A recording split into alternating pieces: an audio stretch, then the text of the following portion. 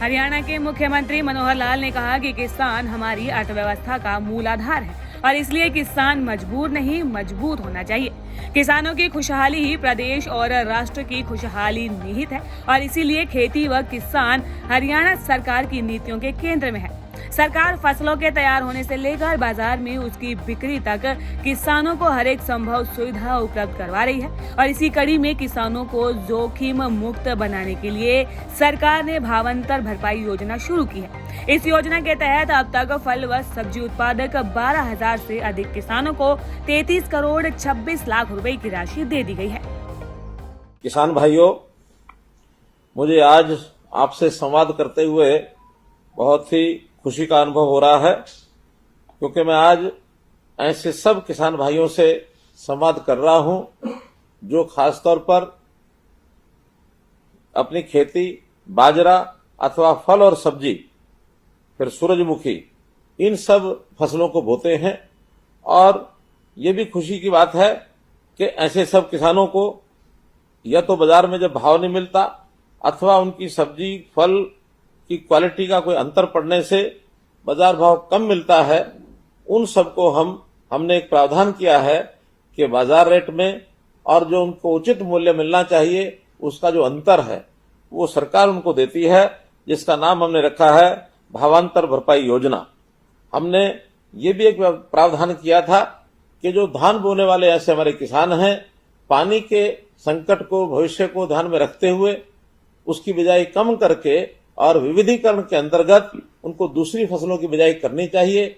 मेरा पानी मेरी विरासत इस योजना के अंतर्गत हमने 7,000 रुपया अलग से उनको एक सब्सिडी एक ग्रांट देने की बात कही थी और साथ में ये भी था कि उनको अपनी बिजाई में यानी फल और सब्जी आदि बिजाई करेंगे तो उसका भी हमको लाभ होगा। तो इस नाते से आप सब ऐसे किसान बंधु हैं जो इस समय लगभग 23,000 सब लोग मेरे साथ जुड़े हुए हैं। मैं उनसे एक प्रकार से उनको शुभकामना भी देता हूं कि आप प्रदेश और राष्ट्र की खुशहाली के लिए जो काम कर रहे हैं, आपको बहुत बहुत इस बात की शुभकामना है।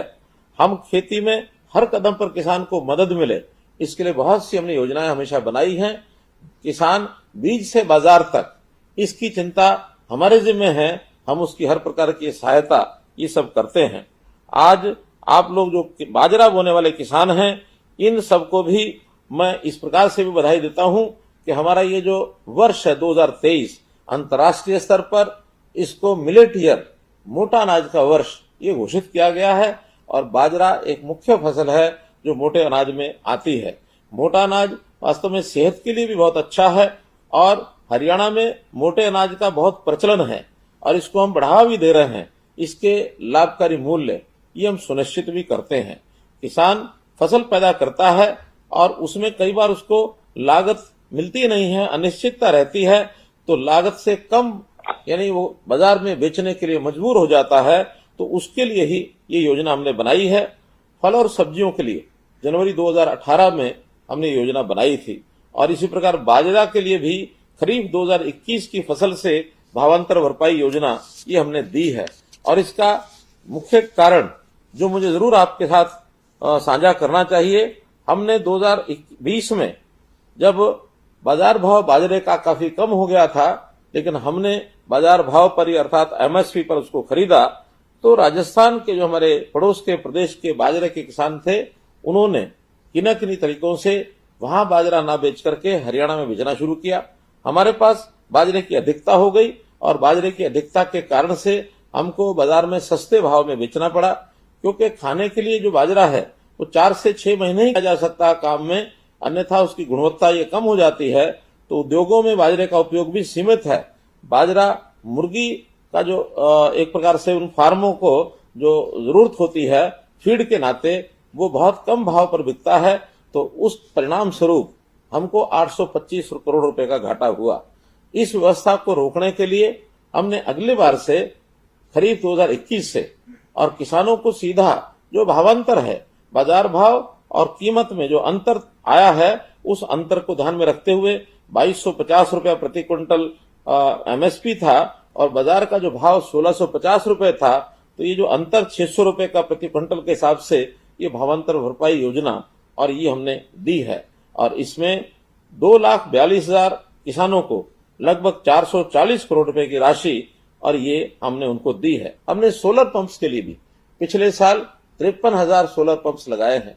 इनके ऊपर सब्सिडी दी गई है कुसुम योजना के अंतर्गत और इस वर्ष में 70,000 नए सोलर ट्यूबवेल्स वो लगाए जाएंगे ताकि बिजली की खपत में भी कमी आएगी और ऐसे सोलर पंप से किसान को भी बहुत बड़ा फायदा होगा। सबसे ज्यादा फसलें हरियाणा में एमएसपी पर ली जा रही हैं। ऐसा हमारा अनुमान है कि 15-16 फसलें हम हरियाणा में एमएसपी पर खरीद रहे हैं। कोई प्रदेश इतनी संख्या में फसलों को एमएसपी पर नहीं खरीदता है।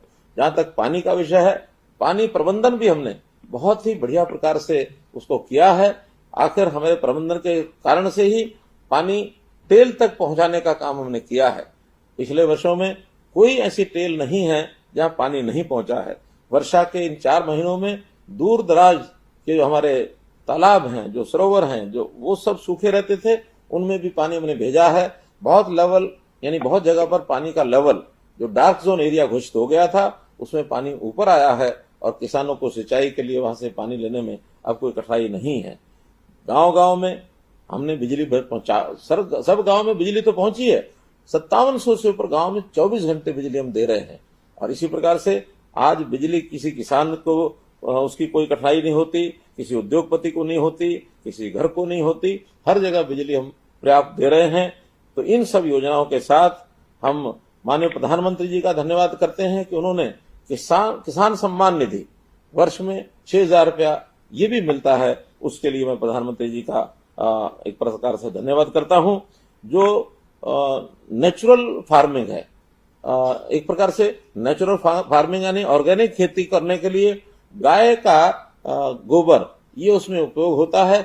हमने इन किसानों को गाय देने के लिए भी एक प्रावधान किया है कि हर एक को गाय उसको बांधी जाए और उसमें भी जितनी आवश्यकता उनको होती है पैसे की, वो पैसा भी उनको दिया जाए। मेरा कहने का भाव है कि हमारा किसान, इस किसान को हम यानी एक प्रकार से मजदूर नहीं बल्कि अपनी खेती का मालिक बनाना चाहते हैं और मालिक जो बनता है वो स्वाभिमान से सिर ऊंचा करके, सीना चौड़ा करके अपने काम को करता है। किसान हमारा ये व्यापारी तो नहीं है, लेकिन सेवा भाव इसमें कम नहीं है। सेवा भाव से जनता के पेट का पालन करना, खाने की भरपाई करना और न केवल अपने प्रदेश में बल्कि देश के जनता को, देश के लोगों के पेट को भरने के लिए भी हमारा किसान अन्न पैदा करता है। तो इसलिए हमारा जो किसान है ये इसका हम हर प्रकार से ध्यान रखते हैं। किसान हमारा मजबूर नहीं होना चाहिए बल्कि किसान मजबूत होना चाहिए। तो उसकी मजबूती के लिए हम बहुत से काम कर रहे हैं। इन सब कामों को करते हुए मैं पुनः किसानों की इस प्रगतिशील सोच को कि नई नई फसलें वो बुआई करते हैं जिसकी आवश्यकता होती है, उस सोच को मैं नमन करता हूं और इसी काम से हम आगे बढ़ते रहें। मार्केटिंग की व्यवस्था के लिए सरकार बहुत से प्रयास कर रही है। आपकी जानकारी के लिए हमने गन्नौर में एक अंतर्राष्ट्रीय फल और सब्जी मंडी का ये निर्माण शुरू हो गया है, उसका भी बहुत जल्दी हमको परिणाम मिलेगा। हमने इसी प्रकार से पंचकुला में भी, पंचकुला के अंदर एक फल सब्जी मंडी, सेब की मंडी पिंजौर के अंदर खास करके वो भी चालू हो गई है। इसलिए इन सब स्थानों का लाभ हम सब किसानों को हो रहा है। मैं पुनः, किसान हमारा अन्नदाता है। किसान के नाते से हमारे प्रदेश का किसान कैसे फलेगा फूलेगा, उसको किसी प्रकार की कोठाई न आए, लगातार हम ध्यान रख रहे हैं। और संयोग से आज मैं जो किसानों से बातचीत कर रहा हूं, पिछले जनवरी से जब से ये कार्यक्रम हमने शुरू किया है हर सप्ताह का, मैं आज 8 बार लगभग हो गए हैं, या तो कृषि अथवा कृषि से संबंधित ऐसे सब विषयों पर मैंने बात की है। एक एक कठिनाई को ध्यान रखना, हर जो हमारा लाभार्थी है उस लाभार्थी से बात करना, ये हमारा निरंतर क्रम चलता है। आज भी आपसे मैंने बात की, आपका बहुत बहुत धन्यवाद, बहुत बहुत आभार। एक विशेष बात यह है कि बाजरे का जो किसान है वो बाजरे के किसान को अपने घर के लिए भी बाजरा रखना होता है, या कई बार बाजरा अपने घर में स्टॉक करता है कि बाद में अच्छे भाव पर वो हमको मिलेगा या फिर वो तुरंत बाजार में बेच के आएगा। ये स्वतंत्रता हमने किसान को दी है, चाहे वो कुछ भी करे, हम उसके बुआई के हिसाब से जितना एकड़ उसने बाजरा बोया है उसके हिसाब से एक एवरेज लगा करके भावांतर भरपाई योजना का पैसा उसको देते हैं। यही क्रम हमने खरीफ 2022 में शुरू किया, जब एमएसपी का रेट 2350 हो गया, और इसमें भी बाजार भाव 1900 रुपए था, तो 450 रुपए प्रति क्विंटल ये हमने भावांतर भरपाई योजना के लिए दिए।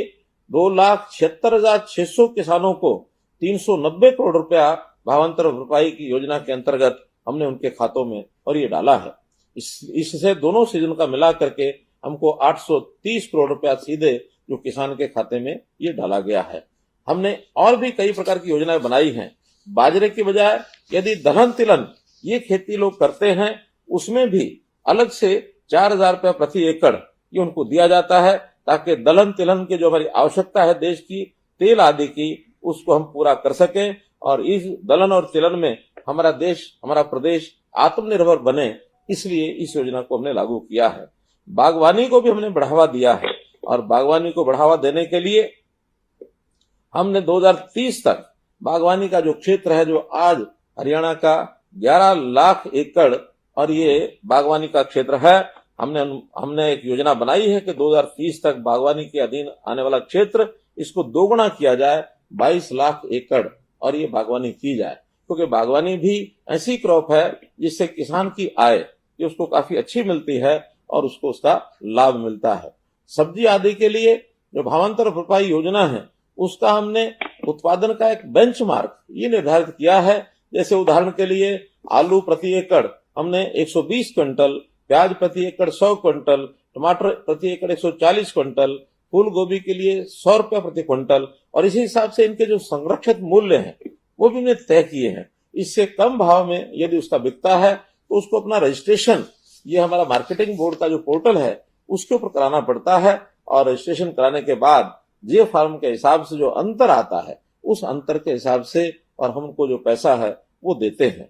और सब्जियों के इस फल और सब्जी की जो भावांतर भरपाई है, हमने पिछले सालों में 12,000 से अधिक किसानों को 33 करोड़ रुपए की राशि ये उनको दी है। किसान की फसल खराब होने पर उसको नुकसान न हो, तो इसके लिए भी प्रधानमंत्री जी ने प्रधानमंत्री फसल बीमा योजना ये कार्यक्रम शुरू किया, और हर बार एक अच्छी राशि किसानों को यदि क्लेम की बनती है तो उनको मिलती है। और इसी प्रकार हमने बागवानी की फसलों के लिए भी मुख्यमंत्री बागवानी बीमा योजना ये शुरू की है, जिसके अंदर 21 फसलें ये शामिल की गई हैं, ताकि बागवानी और यानी अन्य फसलें, इन सब का बीमा और कंपनियों को द्वारा करा करके उनको किसी प्रकार का नुकसान न हो। इसलिए मित्रों, हम लोग किसानों के हित में हमेशा ये काम करते हैं। केवल भावांतर भरपाई योजना ही नहीं, बल्कि बहुत अन्य निर्णय भी हमने लिए। हमने किसानों के खाते में सीधा पैसा डीबीटी के माध्यम से लगभग 50,000 करोड़ रुपया डाला है। कोई समय था किसान अपनी फसल बेचता था, उनके हाथ में पैसा नहीं जाता था, पैसा किसी और के अकाउंट में होता था, उनको अपने खर्च के लिए और समय समय पर उनके आगे हाथ फैलाने पड़ते थे। अब किसान अपनी फसल बेच करके आता है तो सीधा पैसा और उसके खाते में ये जाता है।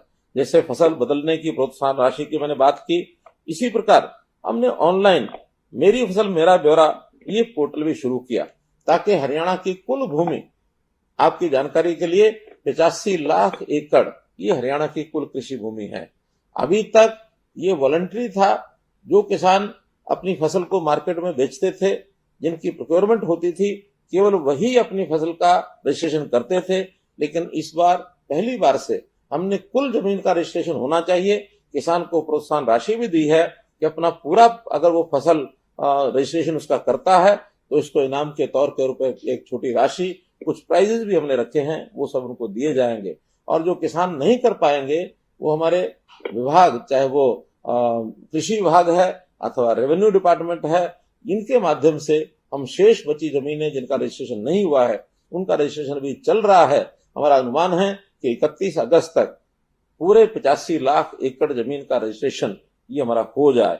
और इससे कई बार बहुत सी ऐसी समस्याएं जो आती हैं, खाली जमीनों पर क्या बुआ है क्या नहीं बोया है, और कुछ शरारतें करने वाले लोग भी हैं, खाली जमीन पर भी अपना जब मुआवजे की आवश्यकता होती है तब उसका रजिस्ट्रेशन करा करके और एक प्रकार से वो गलत ढंग से भी काम करते हैं, वो भी सब रुकेगा। और कई बार हम बैंकों से लोन लेते हैं, वहां पर हमारा बीमा होता है, लोन किसी चीज का लिया जाता है, बीमा किसी और का चीज का होता है, और जब नुकसान होता है कोई, उसका जो पंजीकरण जो किया गया है उसमें कई बार अंतर आता है, तो जो मुआवजा है उसको लेने में भी कठिनाई आती है। तो ये सब कठिनाइयां मेरी फसल मेरा ब्यौरा पर 100% जमीन का रजिस्ट्रेशन यदि होगा तो ये सब कठिनाइयां समाप्त होंगी।